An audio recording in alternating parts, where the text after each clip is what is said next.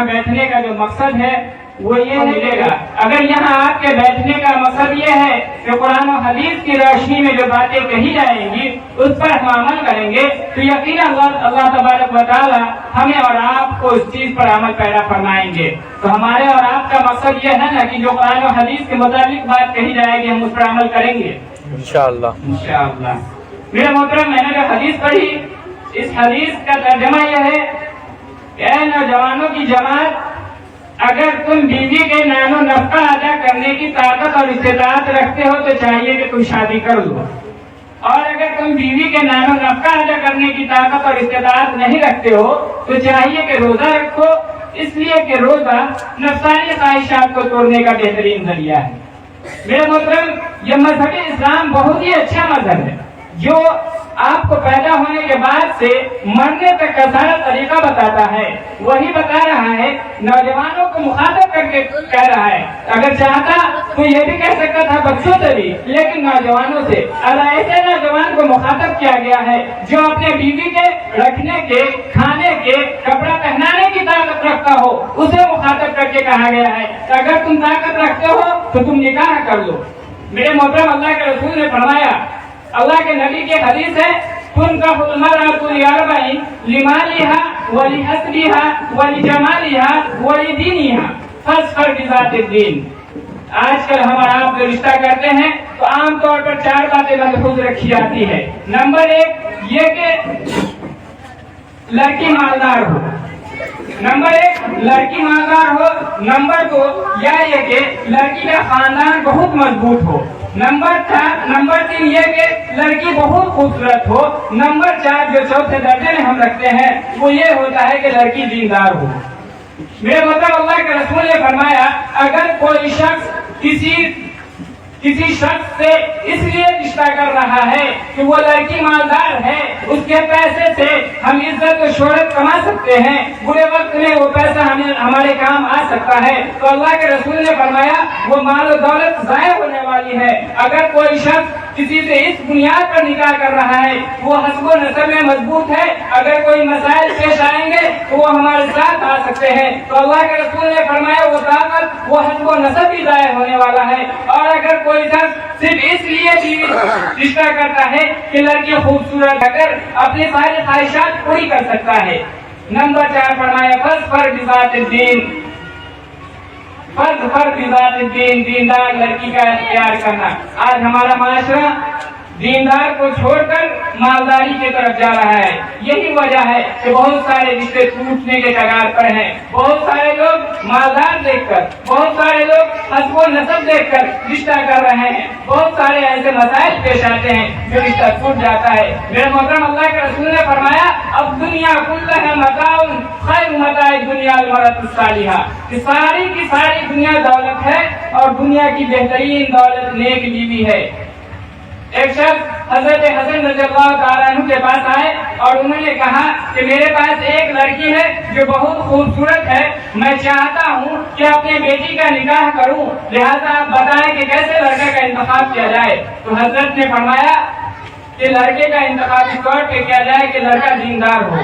اگر لڑکا دیندار ہوگا تو وہ آپ کے بیٹی کو نہ چاہ کر بھی اگر اس کا دل یہ گوارا کرے کہ میں اس کے ساتھ نہیں رہ سکتا ہوں، پھر بھی وہ آپ کو بیٹی کو ستائے گا نہیں، تکلیف نہیں دے گا، اور اگر وہ پیار و محبت سے رکھے گا تو بدرجہ اولا اس کو تکلیف نہیں دے گا۔ اس لیے اللہ کے رسول نے فرمایا اب دنیا کلھا متاع خیر متاع الدنیا المرأة الصالحہ، کہ دنیا کی بہترین دولت مال نیک عورت ہے جس کی سیرت اچھی ہو، جس کے اخلاق اچھی ہو۔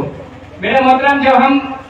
لڑکی کا انتخاب کر لیے تو نکاح کا انتخاب جب کر لیے کہ فلاں لڑکی سے کرنا ہے، کیسی لڑکی ہونی چاہیے، تو اسے کیا کہا جائے، تو اللہ کے رسول نے فرمایا اجعلوا فی المساجد، نکاح مسجدوں میں کرو، اس لیے کہ نکاح ہمارے یہاں عبادت ہے، غیروں کے یہاں عیاشی ہے، اور عیاشی کی جگہ بازار ہوا کرتی ہے، عیاشی میں شراب و کباب ہوا کرتا ہے، ہمارے یہاں نکاح عبادت ہے اور عبادت کی جگہ مسجد ہے۔ جب ہم مسجد کے اندر نکاح کریں گے تو ہمارے اندر جو بھی خرافات بدعات جنم لے رہے ہیں یہ تمام چیز ختم ہو جائے گی۔ میرے محترم، جب اللہ کے رسول نے لڑکی کا انتخاب فرما دیا، جب آپ کو جگہ بتا دی گئی कौन सी जगह पे निकाह करनी है। जब हम वहाँ निकाह कर लिए, अब सबसे बड़ी चीज जो हमारे माशरे के अंदर है, अल्लाह के रसूल ने फरमाया, इंसान जो दुनिया के अंदर परेशान होता है, जो गुनाहों में मुलव्विस होता है, जो दीन इस्लाम से भटकता है, जो असल वजूहात उसके अंदर ये पैदा होती है, जो उसके ईमान में कमी का सबब बनता है, वो ये है या तो उसके बीच में उसका पेट हायल होता है या उसकी शहवत हायल होती है। तो अल्लाह के रसूल ने फरमाया, इज़ा तज़व्वजल अब्दु फ़क़द इस्तकमल निस्फ़द दीन फ़लियत्तक़िल्लाह फ़ी निस्फ़िल बाक़ी, कि जब बंदे ने निकाह कर लिया, गोया कि उसने अपना आधा दिन मुकम्मल कर लिया। अब उसको चाहिए तो आधे दिन के लिए हलाल रोजी कमाए और उससे अपने और अपने अहल की परवरिश करे और जायज तरीके से पैसे कमाए और अपनी जिंदगी गुजारे। मेरे मोहतरम, अल्लाह के रसूल ने फरमाया, निकाह एक सुन्नत है,